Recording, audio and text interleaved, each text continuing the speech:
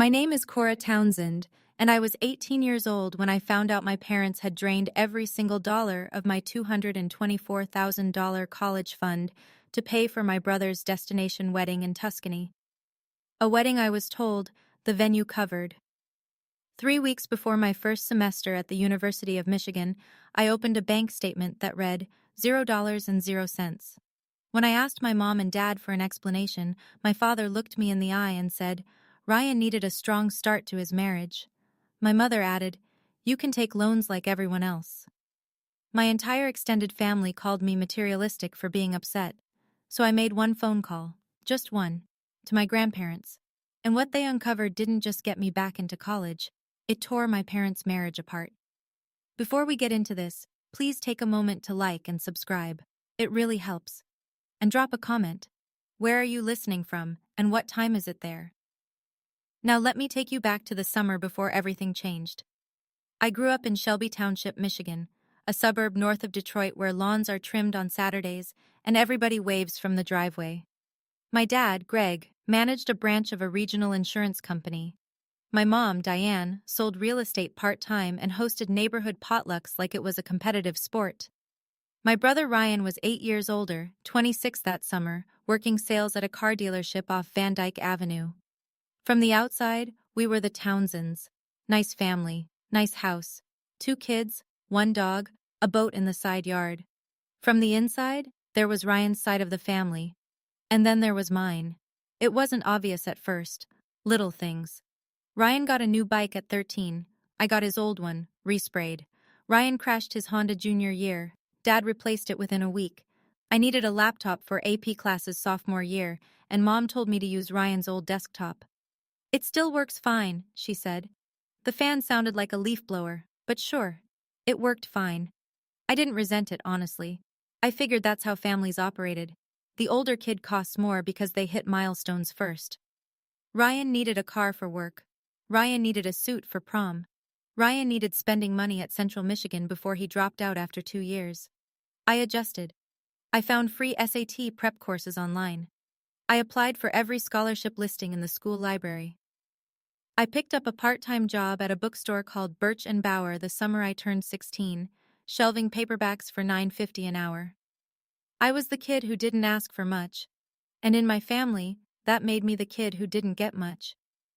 But there was one thing I believed was untouchable. One thing I'd been promised since before I could remember. My grandfather, Harold Townsend, retired CPA, opened a 529 education savings plan the day after I was born. He and my grandmother Ruth drove down from Traverse City, 3 hours each way, with a card that read, "Welcome to the world, Cora. Your launchpad starts today." He put in $50,000. Every birthday after that, Grandpa Harold would hand me a card at dinner. Inside, the same message in his careful accountant's handwriting.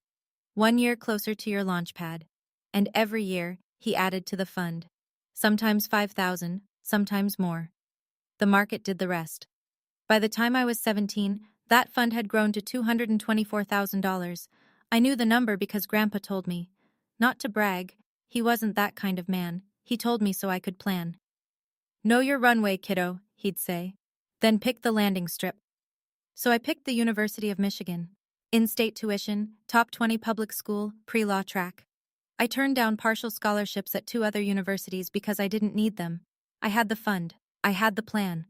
When I told my parents I'd committed to Michigan, Dad smiled and said, "Good school." Mom said, "We're proud of you." Neither of them mentioned the fund, but they didn't need to.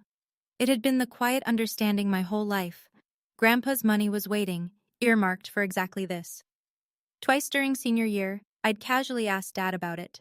Both times, same answer. "It's all set, don't worry about it."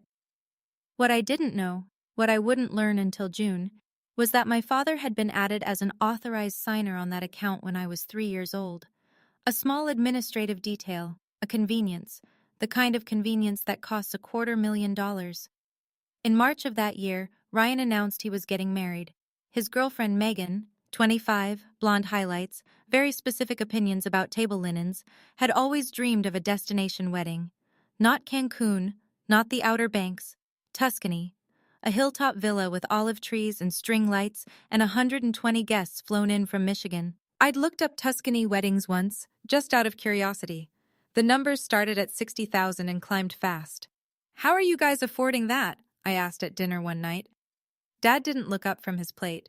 "The venue has a package deal. Ryan and Megan worked it out." Mom added, "Don't worry about your brother's finances, Cora."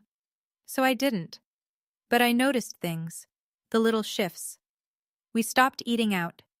Dad canceled his fishing magazine subscription. Mom sold 3 designer handbags online, bags she'd kept in dust covers for years. When I mentioned it, she waved her hand. Just being smart with money.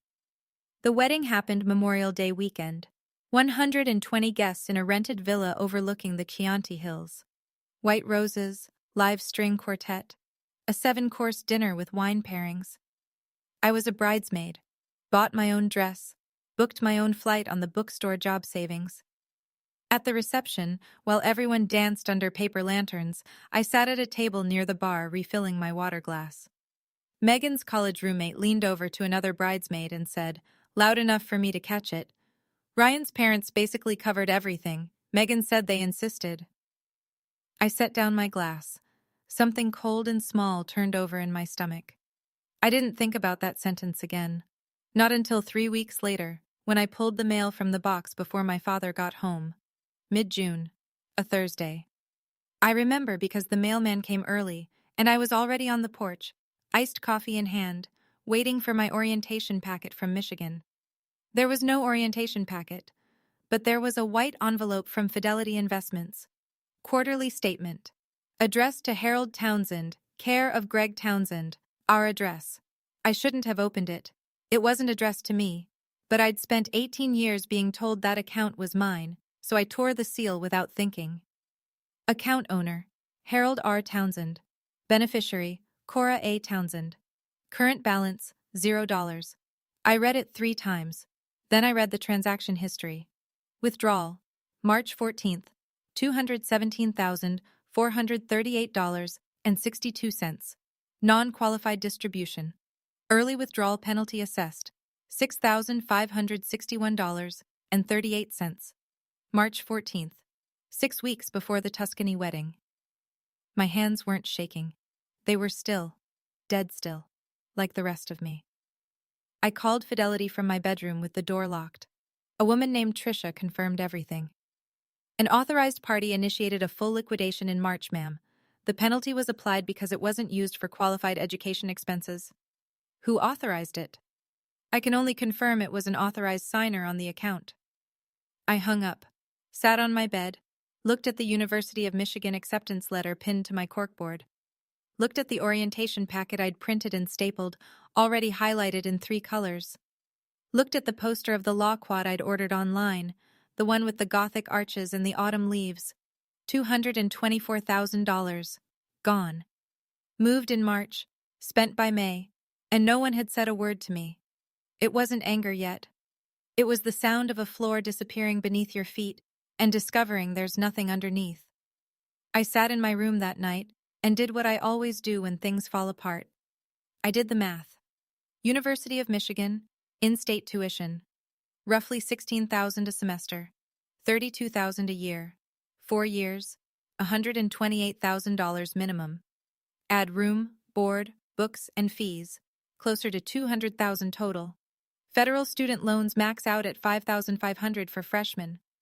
Even with a mix of subsidized and unsubsidized, I could maybe borrow $27,000 a year. But that left a gap the size of a small house. And it got worse. I'd already turned down 2 other schools, one with a $15,000 scholarship, one with a $12,000. Those offers were gone. Committed to Michigan, declined everywhere else. The deadlines had passed in April. Deferring a year meant losing my housing assignment, my orientation cohort, my momentum. It meant walking back into Shelby Township, the town where my guidance counselor threw me a mini party when I got accepted, and telling everyone I wasn't going. My savings account held $2,800, enough for maybe textbooks and a bus pass. I did one more calculation, the one that made my jaw tighten. If I took out $128,000 in student loans at 6.5% interest over 20 years, I'd pay back roughly $230,000, nearly the exact amount that had been stolen. Two paths: swallow it, sign the loan papers, spend the next 2 decades paying for my brother's Tuscan wine pairings, or make a phone call. I picked up my phone, but I didn't call my grandparents, not yet. I owed my parents the chance to look me in the eye and explain. That was my mistake. I still believe they'd have an explanation. I brought the statement to dinner, set it on the table between the salt shaker and the casserole dish, face up. Can you explain this? Dad looked at it, then at me, then at Mom. The silence lasted long enough for the kitchen clock to tick 6 times. I counted. Cora. He cleared his throat. Ryan needed a strong start to his marriage. A man needs to provide for his wife. That was my money. It was family money, and Ryan is family. Mom put her fork down. Her eyes were already red, the way they get when she's gearing up for a performance. Why are you making this about money? We raised you, fed you, put a roof over your head for 18 years. You gave me a promise, and you broke it. Sweetie. Her voice dropped to that soft, wounded register she reserves for when she wants you to feel guilty for having feelings. You can take loans like everyone else. Your cousin Jake took loans. He turned out fine. Cousin Jake didn't have a $200,000 fund stolen from him. Dad's palm hit the table. Not hard, just enough. This conversation is over. When you're older, you'll understand the decisions we made. I looked at him, looked at Mom, and I understood something with perfect, terrible clarity. They weren't sorry. They weren't confused. They'd made a choice. They'd chosen Ryan's wedding over my future, and they'd do it again. I stood up, picked up the statement, carried my plate to the sink and washed it by hand, because that's what I do in that house. I clean up. Mom called after me. Cora, don't be dramatic. I wasn't being dramatic. I was making a decision, but they wouldn't know that yet. The next morning, I woke up to 4 missed calls. Aunt Linda, Uncle Mike, Aunt Karen, and a text from my cousin Brooke. Heard things are tense over there, you okay? I called Aunt Linda back first. She picked up on the second ring. Cora, honey, your mother told me what happened at dinner last night. She said you threw a fit about money? Aunt Linda's voice had that careful, pastoral tone, the one that says I've already picked a side, but I'm pretending I haven't. They took my college fund, Aunt Linda. They used family resources for your brother's wedding. There's a difference. Ryan just started a new chapter. You can't begrudge him that. It was $224,000. A pause. Then. Families make sacrifices, Cora. That's what we do.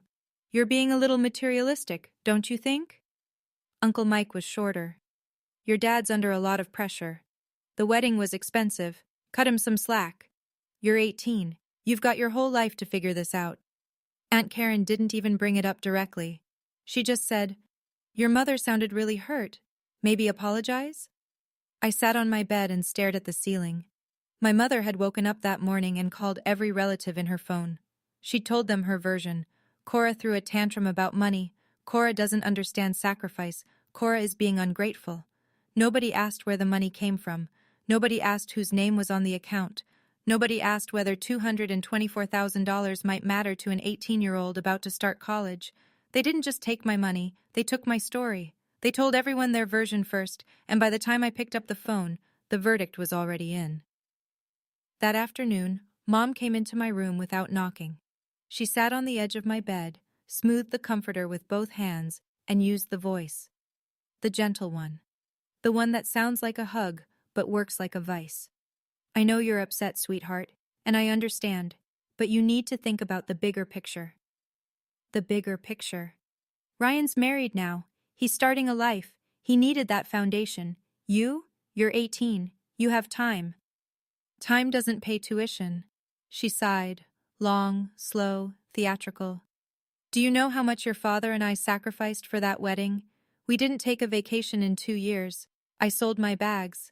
Your father gave up the fishing trip he's done every summer since before you were born. You sacrificed my savings, not yours. Her expression shifted. The warmth left her eyes like a pilot light clicking off. There you go again. My. When did you become so selfish, Cora? I just wanted both my kids to be happy. Is that so terrible? I said nothing. See? She stood. Even you know I'm right. She walked to the door, paused, then pulled out her phone and dialed someone, right there in the hallway, 3 feet from my open door. She won't listen, Mom said to whoever picked up. I don't know what got into her. I tried talking to her, I really did. She just keeps saying, my money, it's embarrassing. I closed my door, sat down at my desk, opened the UMICH portal on my laptop, stared at the enrollment confirmation, and made a decision. I was done trying to convince people who would never see me, not because I gave up on them, because I finally saw them clearly. Ryan FaceTimed me that evening. He was sitting in the new apartment, the one with the exposed brick accent wall Megan had picked out. She walked past in the background carrying a throw pillow. Look, I didn't ask them to use your fund. That was their call. But you knew. He shifted in his chair. I knew they were helping. I didn't know the specifics. You didn't ask. $150,000 for a wedding, and you never once asked where it was coming from? Cora, why are you trying to ruin this for me? I just got married. I'm not ruining anything. I'm asking where my future went. He ran a hand through his hair, the same gesture Dad uses when he's about to shut down a conversation. You always do this. You always make everything about you. I almost laughed. The kid who got the new bikes, the replaced cars, the funded wedding, telling me I make everything about myself. From somewhere off-screen, Megan's voice, casual and clear. Just tell her to get over it. Everyone has student loans. Ryan glanced toward her, then back at me. She's right, you know. Loans aren't the end of the world. $230,000 in repayments over 20 years. For a wedding I helped serve as a bridesmaid, while I paid for my own flight. Cora. Good night, Ryan. I hung up, set my phone face down on the desk. He'd said I knew they were helping, not I didn't know. He knew. He knew money was flowing in his direction, and he chose not to ask where it originated, because asking would have meant knowing, and knowing would have meant owing. It's a convenient kind of ignorance, the kind that comes with a villa in Tuscany. The family group chat was called Townsend Crew. 17 members. My grandparents weren't on it. Grandpa Harold called group chats organized chaos and refused to join. That night, Dad posted a message. Just want to clear the air. The wedding was a family effort. We're all moving forward. Let's focus on positive things. Aunt Linda replied first. Agreed. Ryan and Megan looked so happy. Uncle Mike.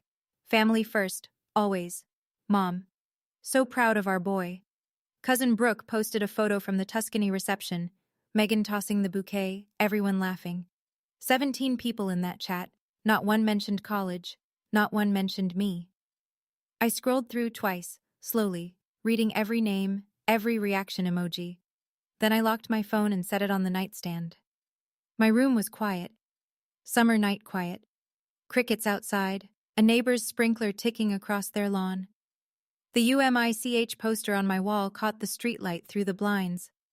The law quad arches looked silver in the dark. The orientation packet sat on my desk. I'd highlighted the move-in checklist in 3 colors. Yellow for things I already had, green for things to buy, pink for things to borrow. 3 weeks away, 21 days.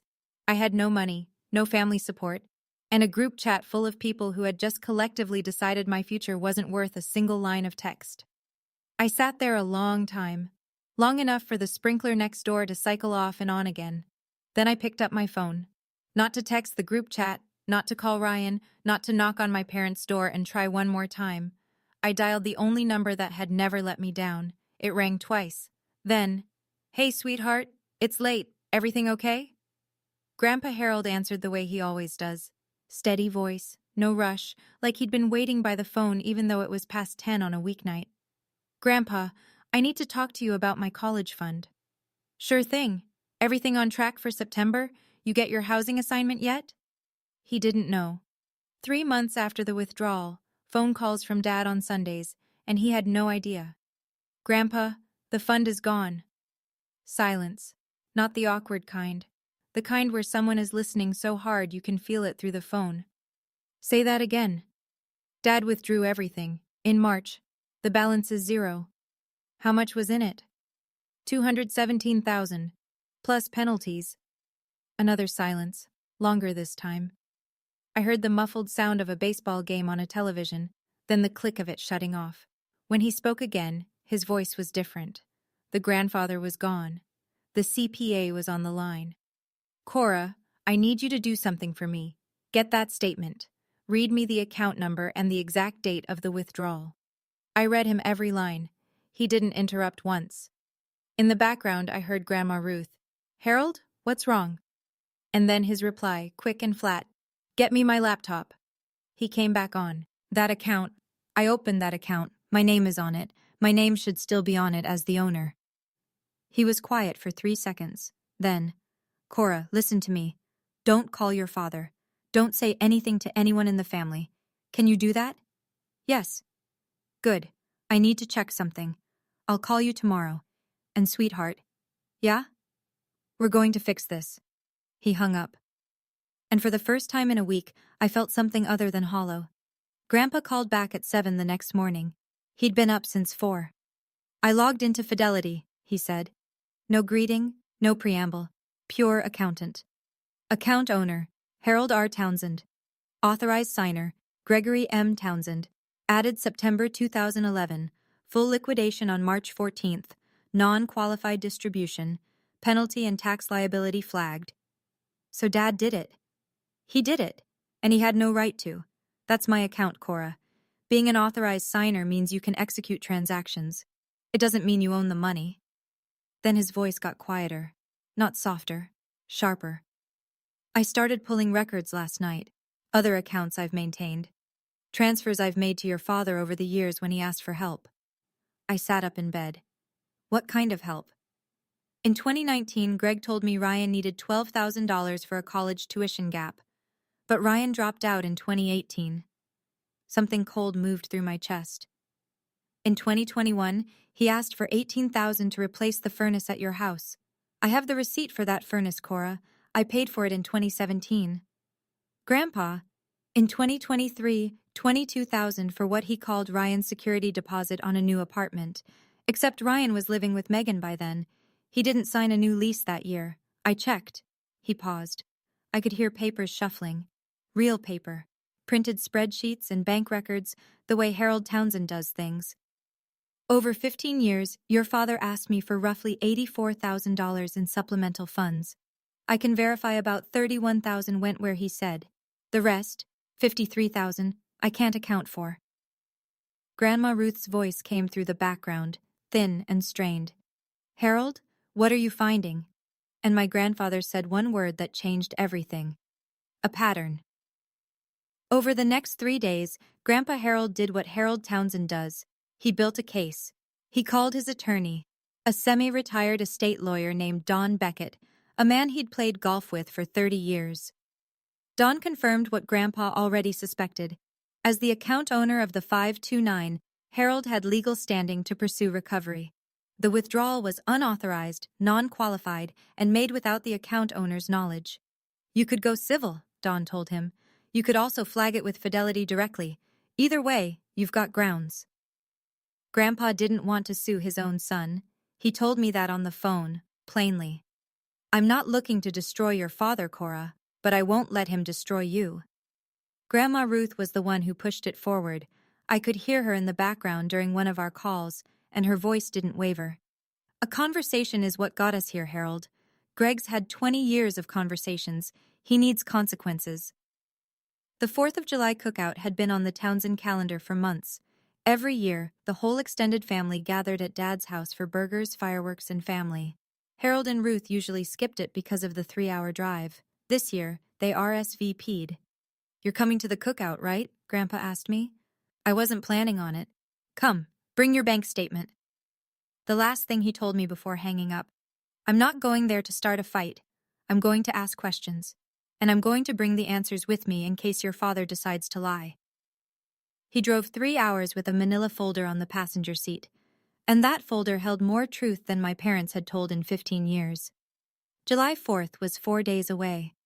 Now I need to pause here, because when my grandfather told me to bring that bank statement to the cookout, I almost said no. I thought maybe I should just quietly figure things out on my own.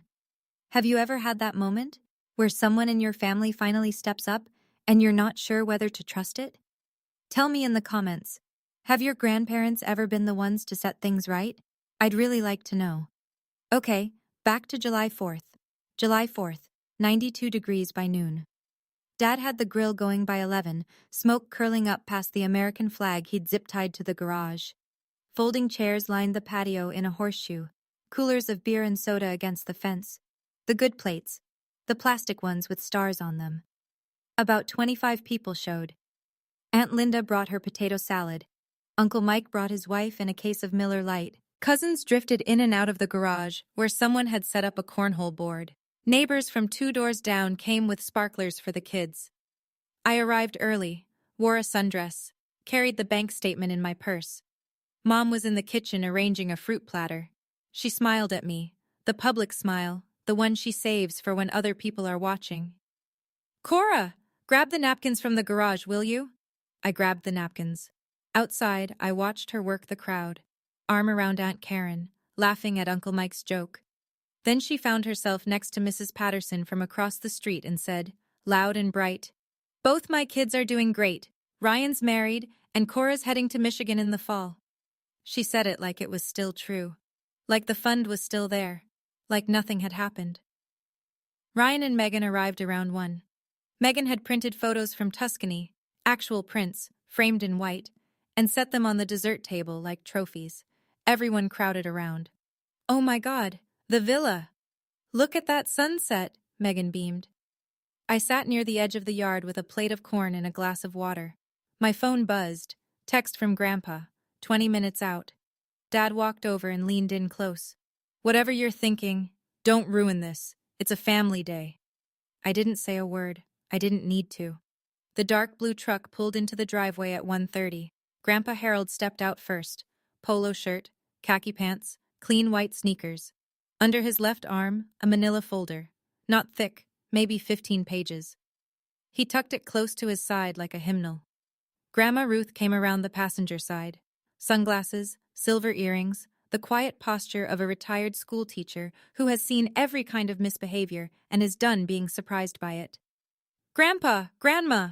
Cousin Brooke ran over for a hug. "You actually drove down!" Aunt Linda waved from the patio. "Harold, Ruth, we didn't think you'd make it this year." Grandpa smiled, hugged Brooke, shook Uncle Mike's hand, accepted a plate with a burger and a scoop of pasta salad he didn't touch. Dad came over last. He extended his hand. "Didn't know you were coming, Dad." "Wouldn't miss it." Their handshake lasted 2 seconds too long. I watched my father's eyes drop to the manila folder and come back up fast. Something moved across his face. Not guilt, not exactly. The expression of a man standing in a room with a smoke detector he forgot to disable. Grandpa hugged me, held my hand for a beat longer than usual. Didn't say anything. Didn't need to. Grandma Ruth greeted Mom with a hug and a smile. "So nice you drove all the way down, Ruth," Mom said. "We had something important to discuss." Mom's smile flickered, just a half-second fault line. Then she recovered. "Well, we're glad you're here. Burgers are almost done." Grandpa sat down at the picnic table in the center of the yard, set the manila folder on the table in front of him. Didn't open it. The folder sat there like a clock nobody could hear, except my father. Mom saw the danger. I'll give her that. Diane Townsend has a sixth sense for narratives slipping out of her control. 25 years of selling real estate teaches you to close before the buyer has second thoughts. So she struck first. Midway through the meal, she stood, tapped her plastic fork against her cup of lemonade. The yard quieted. "I just want to say something," she began, voice warm, slightly trembling, just enough. "Our family's been through a lot this summer, and I know there's been some tension." She turned to me, smile steady, eyes wet. "Cora, honey, I want to apologize, in front of everyone, for the misunderstanding about your college fund. We should have communicated better. That's on us." Aunt Linda murmured, "Ah, Diane." Mom pressed on. "But I want everyone to know. Everything your father and I did, we did for this family. We did it for love. And Cora, she paused, let a tear roll. You have your whole life ahead of you, sweetheart. Student loans are normal. We all make sacrifices. She turned to the crowd. Right? Nods around the yard. Aunt Karen dabbed her eye. Uncle Mike raised his beer slightly, a toast to the performance. Dad put his arm around Mom. Well said, honey. Ryan from his chair near Megan. We should just all move on. And just like that, my mother had turned theft into a hallmark moment. She'd rewritten the story in real time, live, in front of 25 witnesses. Cora's college fund wasn't stolen. It was shared. Cora wasn't wronged. She was ungrateful. Everyone was buying it. Everyone except the 72-year-old man with the folder. Grandpa Harold hadn't moved, hadn't clapped, hadn't nodded. He sat with both hands flat on the picnic table, watching his daughter-in-law with the expression of an auditor who just found the second set of books. 3 seconds of silence after Mom's speech. The yard waited for the moment to pass, the way you wait for a toast to finish so you can pick up your fork again. Then Grandpa Harold spoke. Diane, that was nice. His voice carried the way it always does. Low, level, the kind of voice that fills a room without getting louder. But I have some questions. He opened the folder. Nobody moved. I watched 25 faces shift from relaxed to alert, the way animals sense weather turning. Greg. He looked at my father. In March of this year, someone withdrew $217,000 from Cora's 529 education plan. The account I opened. The account in my name. He paused. Can you explain that? The yard went silent. Dead silent. Somewhere down the block, someone's firework whistled and popped, ridiculous in the stillness. Dad's face went flat. Dad, this isn't the time or place. I'm asking a direct question. Did you or did you not withdraw funds from an account in my name without my authorization? Mom stepped in, automatic. Harold, please. We just talked about communicating better. I am communicating. His eyes didn't leave my father. I'm asking my son why he took $250,000 from his 18-year-old daughter. Aunt Linda's fork hit her plate. Wait, that money was from you, Dad? Uncle Mike set down his beer, slowly. Cousin Brooke pulled out her phone, then put it back, thought better of it. Megan whispered something to Ryan. Ryan didn't answer. His face had gone the color of the paper plates. Grandpa Harold kept the folder open, one page showing. He didn't raise his voice. He didn't need to. The folder was doing the talking now. Dad tried to recover. He straightened in his chair, gripped the edge of the table, and used the voice. The reasonable one, the insurance manager voice that makes you feel like you're the one being irrational. Dad, I was going to tell you. The wedding costs got out of hand. Venues in Italy aren't cheap. I was going to pay it back. Pay it back? Grandpa's tone didn't change. With what? Dad didn't answer. Grandpa flipped to the next page. Let's talk about what else I found. He read the way he reads everything. Flat, factual, like a balance sheet.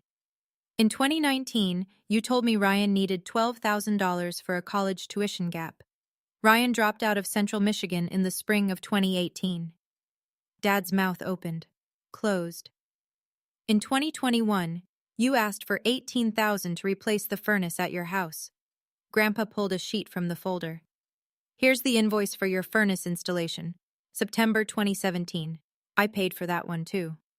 Aunt Linda stood, sat back down, stood again. Uncle Mike was staring at my father the way you stare at someone you thought you knew. In 2023, $22,000 for Ryan's security deposit on a new apartment. Grandpa looked up. Ryan was living with Megan by then.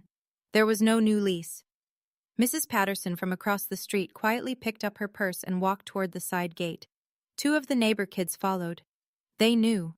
The way everyone knows. This wasn't a barbecue anymore. Dad stood. Dad, stop. You're embarrassing yourself. Grandpa looked at him over the rim of his reading glasses. Sit down, Greg.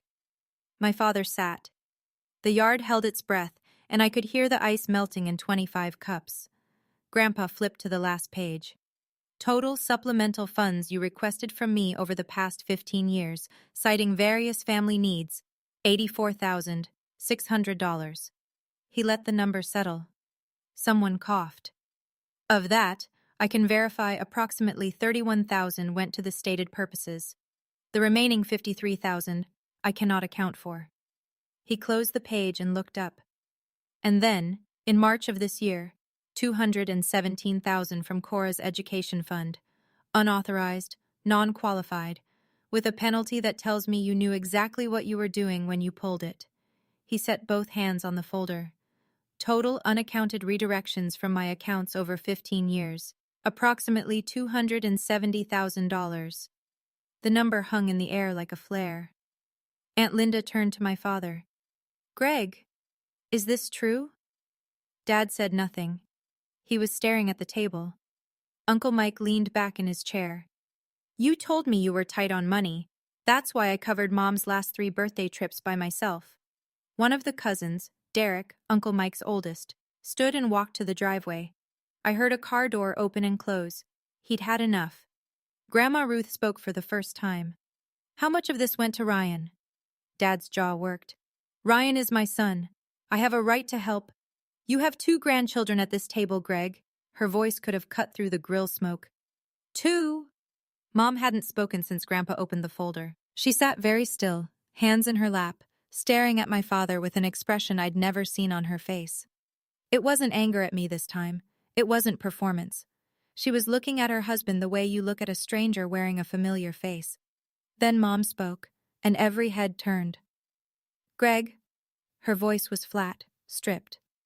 You told me the wedding cost $85,000. You said your savings and the fund covered it. You never mentioned penalties. You never mentioned any of this. Dad turned to her. Diane, not now. The $53,000, the money your father can't account for, where did it go? Those were family expenses. Things came up over the years. You told me the $22,000 in 2023 was a bonus from work that you reinvested. Grandpa lifted an eyebrow. That was my money, Diane, given to your husband because he told me the family needed it. The color drained from my mother's face, slowly, like watching a tide pull back. I'd grown up watching Diane Townsend perform emotions the way other people perform card tricks.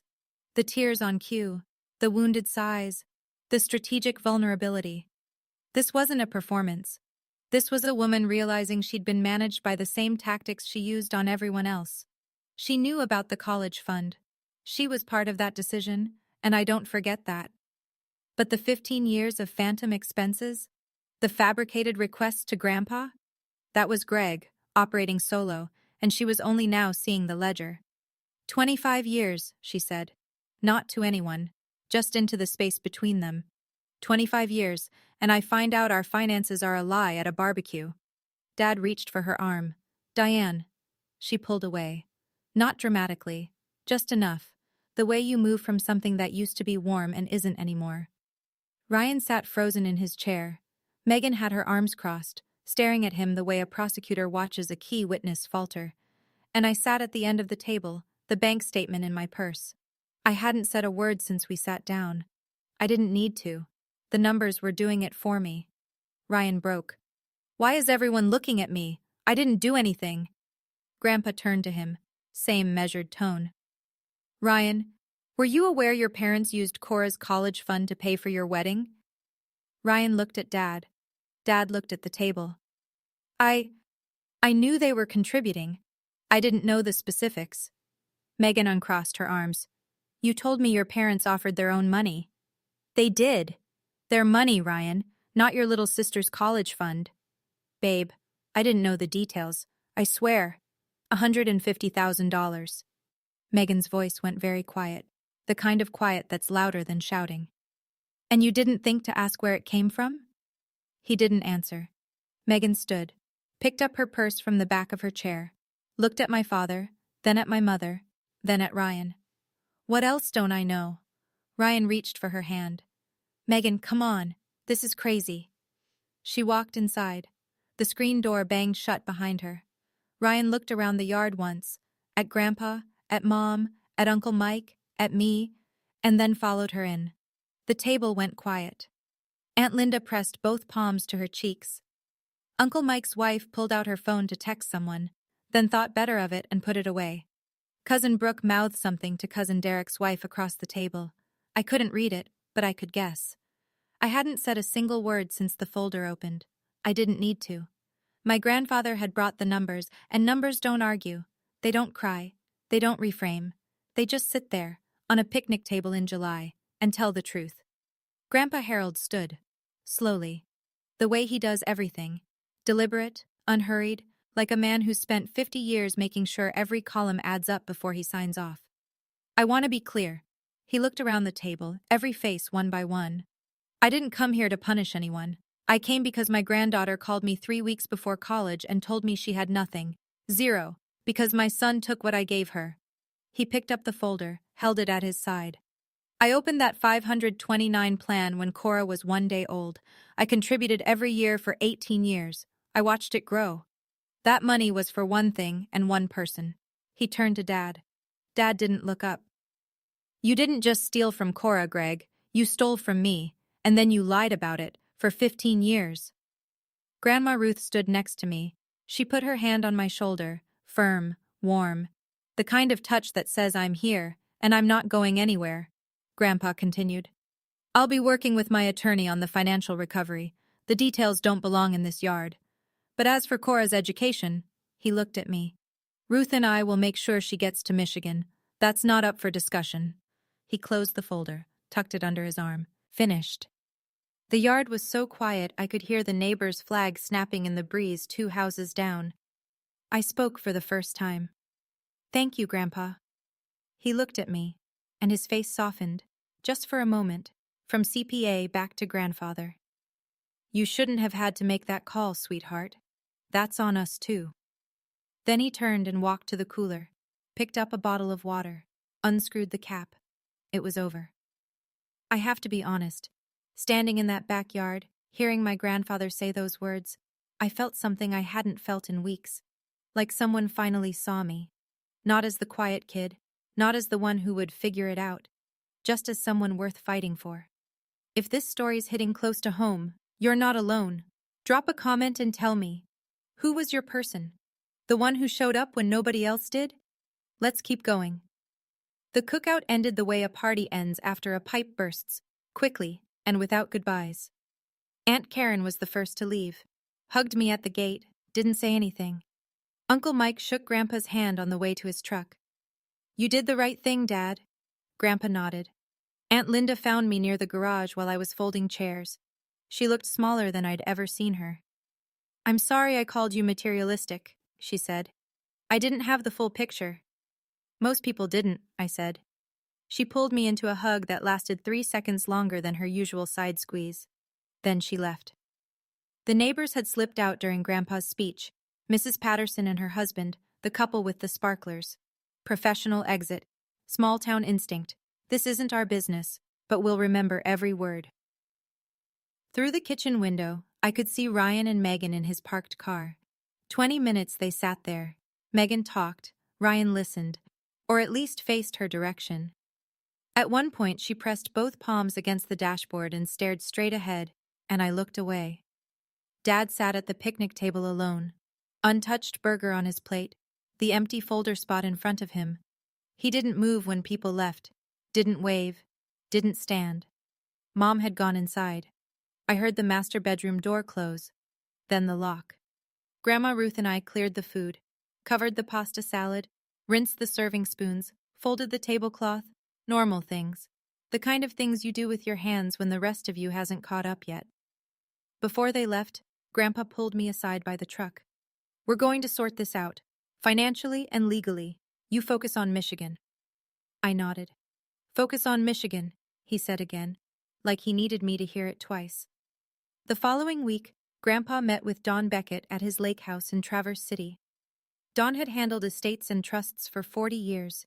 He laid out 3 options over coffee and legal pads. Option 1, civil claim. Unauthorized withdrawal from a custodial education account by an authorized signer who exceeded his scope. Clear-cut on paper, messy in practice, it would mean suing Greg. Option 2, report directly to Fidelity. Flag the withdrawal as unauthorized by the account owner. Trigger an internal investigation. Option 3, the IRS angle. Non-qualified withdrawals carry federal income tax plus a 10% penalty. Greg had pulled $217,000 out of a tax-advantaged account for a non-education expense. The tax bill alone would be 5 figures. Grandpa chose options 1 and 2, report to Fidelity, file the civil claim, and hold the IRS card in reserve, not as a weapon, but as leverage if Greg tried to stonewall. Fidelity froze the account within 72 hours and opened a formal review. Dawn drafted a letter, certified mail, return receipt, addressed to Gregory M. Townsend. The letter requested full restitution of $217,438.62, plus the $6,561.38 in penalties, payable over a 5-year period, or Harold would proceed with litigation. The same week, Grandpa opened a brand new 529 plan for me. Account owner, Harold R. Townsend. Beneficiary, Cora A. Townsend. No authorized signers. He transferred $60,000 from his retirement savings to cover first-year costs at Michigan. When I protested, he stopped me. I should have checked on that account years ago. I trusted your father instead of verifying. That mistake is mine. 2 days later, Dad received the certified letter. He called Grandpa that night. You're really going to sue your own son? Grandpa's answer was the last thing Dad expected. You really stole from your own daughter? Mom found the letter before Dad could hide it. She told me this later, months later, when things between us had thawed enough for that kind of conversation. She'd been bringing in the mail and saw the attorney's name on the return address. She read every line. Then she walked into the kitchen where Dad was eating cereal and set it in front of him. How much more is there that I don't know? It's my father overreacting. The $53,000, Greg, where did it go? He didn't answer. Did Ryan know about all of it? Some. She repeated the word. Some. And then she laughed. Not the way you laugh at something funny, the way you laugh when the punchline is your whole life. 25 years. And I find out our finances are a lie at a barbecue. She moved into the guest room that night. I know because I was still living in the house, awkwardly, unavoidably, counting the days until August move-in. I heard her rolling the suitcase down the hall at 11 p.m. I heard Dad's voice through the door. Diane, be reasonable. I heard nothing back. The next morning, Mom was on the phone in the guest room. I caught a fragment through the wall. What's the market like for 2 bedrooms right now? Dad called me the following evening. I was in my room packing. Are you happy now? You've destroyed this family.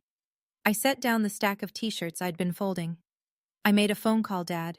You made the choices. He hung up. I went back to packing. Jeans, socks, the quilt Grandma Ruth made me when I was 12, the orientation packet, highlighted in 3 colors. 21 days had become 6. Ryan called Dad 2 days later. I heard the conversation from the hallway, not because I was eavesdropping, but because Dad had stopped bothering to close his office door. The house had that hollow, half-abandoned feel. Nobody was performing for anyone anymore. Dad, what about the money you promised? The first-year fund? The anniversary trip you said you'd help with? Dad's voice was flat, emptied out. Son, I can't right now. Your grandfather froze everything. There's a legal claim pending. What do you mean, froze everything? I mean, I'm about to owe your grandfather $224,000. I don't have extra. Silence on Ryan's end, long enough that I thought the call dropped. Then, you told me you had this handled. I did have it handled. No, Dad, you had it hidden. It was the first time I'd heard Ryan push back on our father. The first time in 26 years he'd questioned the arrangement, because for the first time, the arrangement cost him something. Through the wall, I heard one more fragment of the call, Megan's voice in Ryan's background, sharp and clipped. Ask him about the penalties. Ask him who's paying the tax bill. That evening, Ryan sent me a text. The first message since our FaceTime call weeks earlier. I had no idea it was this bad. I'm sorry. 5 words, no details, no offer to help, no acknowledgement of the villa, the string quartet, the 7-course dinner, the 120 guests who toasted his future with money pulled from mine. I read it. I didn't reply. His apology was 5 words on a screen. My grandfather's was a new 529 plan and a 3-hour drive with a manila folder. I knew which one meant something. Shelby Township is the kind of town where news travels on foot. You don't need social media when you have church parking lots and grocery store checkout lines. Within a week of the cookout, the story had spread. Not from me, not from Grandpa, but from the 25 people who were standing in the yard when the folder opened. Mrs. Patterson told her book club. Uncle Mike's wife told her sister, who told the PTA chair, who told half of St. Andrew's Lutheran. Dad felt it at work first. His regional manager pulled him into the office on a Tuesday. Insurance companies are particular about financial integrity. It's the one industry where personal money trouble becomes professional liability. I'm hearing some things about a family financial situation, Greg. Is there anything I need to be aware of? Dad told me later, much later, that he said no. But the question had been asked, and in that industry, the question is the answer. Mom's real estate network thinned. A client who'd been house hunting in Rochester Hills asked to be reassigned. I'd prefer an agent whose family finances are in order, the woman apparently said. Mom didn't tell me that story. Aunt Linda did. At church, Pastor Jim called Dad to suggest a conversation. Dad declined. Ryan and Megan's world shifted too. Megan's parents, the Presleys, retired teachers from Grand Rapids, called Megan after hearing a version of events from Megan's aunt, who knew Aunt Linda from a garden club. Did you know the wedding was paid for with stolen money? Megan's mother asked. Megan's answer? I didn't, and I'm still processing. The silence from the extended family was the loudest part. Aunt Linda stopped calling Dad. Uncle Mike didn't text. The group chat, Townsend Crew, went dormant. No messages, no emojis, just a long, flat quiet. Mom filed for legal separation the first week of August. I was packing the last of my boxes when she knocked on my door. A real knock this time, not the barge in from June. She stood in the doorway, no makeup, hair pulled back. She looked 10 years different from the woman who'd delivered that speech at the cookout. I owe you an apology, she said. Not the one I gave in the yard, a real one. I put down the roll of packing tape. I knew about the wedding fund. I should have stopped it. I told myself it would work out, that you'd get loans, that it would be fine, that your father knew what he was doing. She paused. But the other money, the 15 years, I didn't know. And the fact that I didn't know scares me more than anything. I appreciate you saying that, Mom. I know it's not enough. It's a start. She looked at the half-packed room. The bare walls where my posters had been, the stripped bed, the bookshelf I'd emptied into cardboard boxes. Can I help you pack? I should have said no.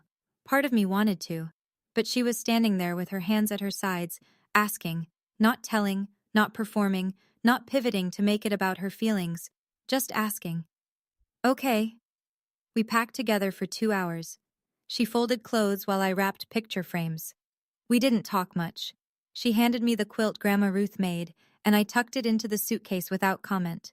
She taped a box shut and wrote books, heavy on the side in her careful handwriting. It was quiet, but it was a different kind of quiet than the silence I'd been living in all summer. This one had something growing in it. I spent so long making Ryan shine, she said as she taped the last box.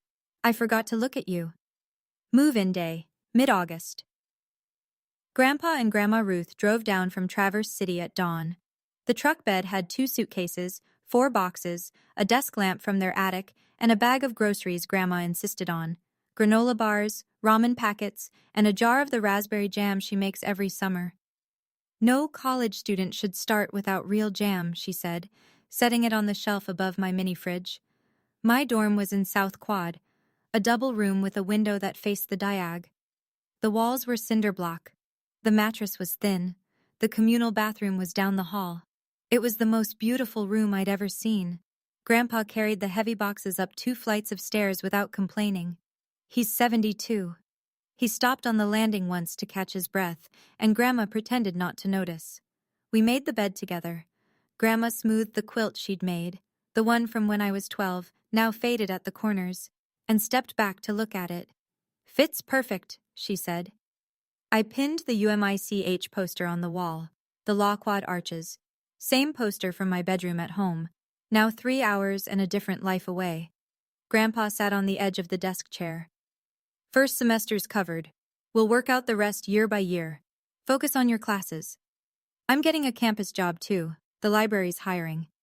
That's my girl. Grandma Ruth hugged me at the door. Call us anytime, day or night, we mean it.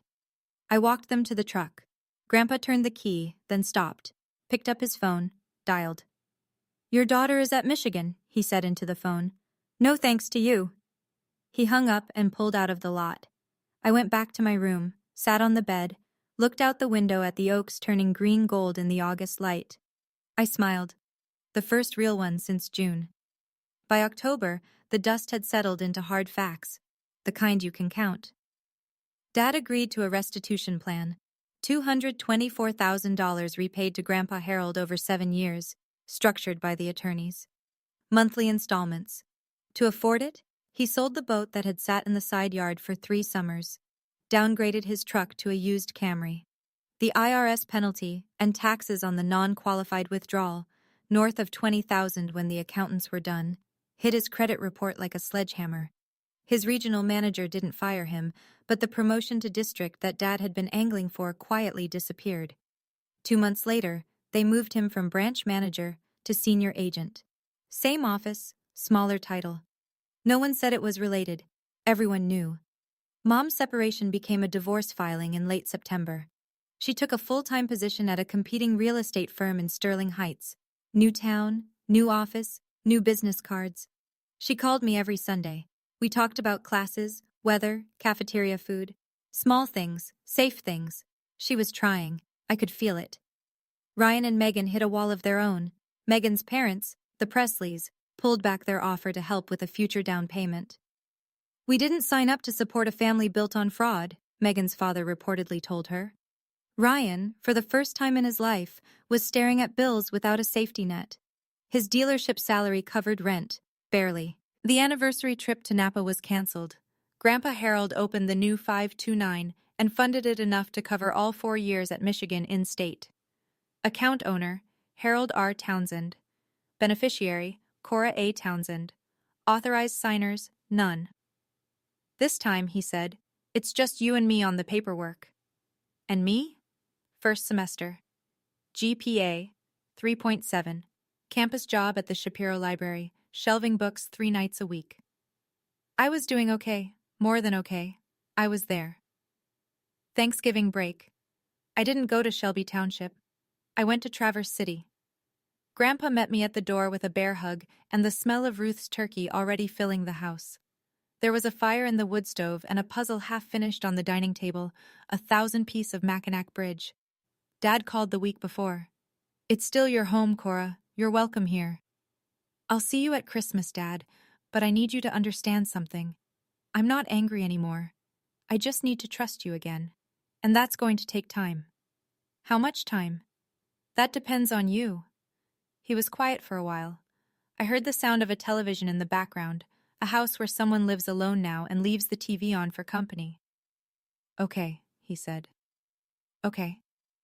The new rules weren't dramatic. They weren't announced in a speech. I just drew them quietly, the way you draw a line in the dirt with your shoe. No more financial anything through Dad. Tuition, savings, any family money, all through Grandpa. Clean line. Mom and I were rebuilding. Slowly. She called on Sundays.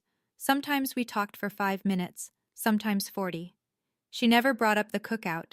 Neither did I. There was an unspoken agreement. Forward, not backward. Ryan sent a birthday card in November. It arrived at my dorm with a Hallmark generic message and his signature. I texted back, thanks, that was all. At Thanksgiving dinner, Grandma Ruth said grace. She thanked God for the food, for the family at the table, and for granddaughters who know their worth. Grandpa caught my eye across the table and winked. I stabbed a piece of turkey and decided that was enough.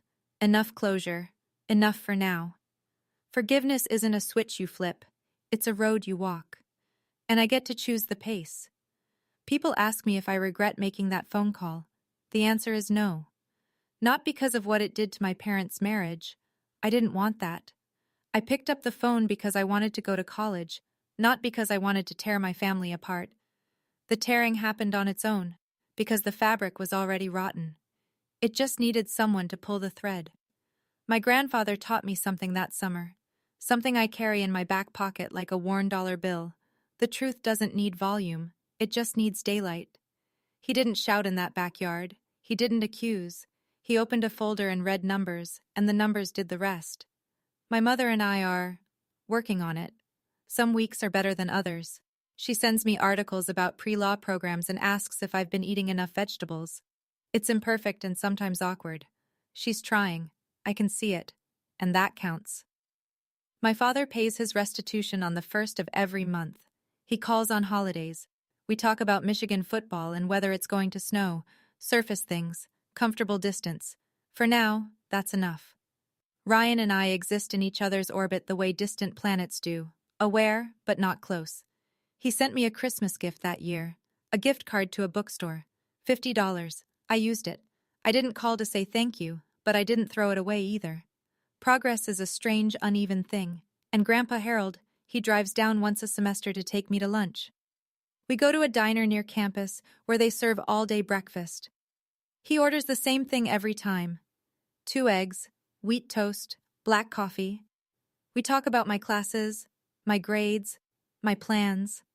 He always asks the same question before he leaves. You good, kiddo? Yeah, Grandpa, I'm good.